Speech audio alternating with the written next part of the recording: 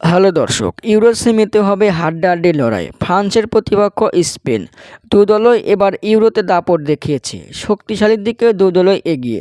Euro সেমিতে জমবে খেলা। কে কাঁদবে আর কে হাসবে, 10 তারিখেই হবে তার প্রমাণ। দর্শক, বাঁচা মরার লড়াইয়ে 10ই জুলাই রাত 1টায় প্রথম সেমিতে মুখোমুখি হবে ফ্রান্স স্পেন। এমন ম্যাচে হারলে বিদায়, আর জিতলে ইউরো ফাইনালে উঠবে। দু দলই চাইবে সেটা দিয়ে খেলে ইউরোর ফাইনালে উঠতে। কিন্তু শেষ হাসিটা হাসবে কার, ফ্রান্স নাকি স্পেনের?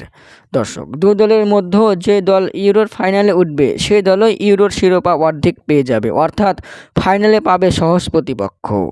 নাই নেদারল্যান্ড পাবে আর নাই পাবে ইংল্যান্ডকে। দু দলই সহজ প্রতিপক্ষ। দর্শক, অনেকেই ভেবে নিয়েছে এবার ইউরো শিরোপা ফ্রান্সের ঘরেই যাবে, আর অনেকেই বলছে স্পেনের ঘরে যাবে। দর্শক, 10 তারিখেই দেখা যাবে কে কাঁদে আর কে হাসে।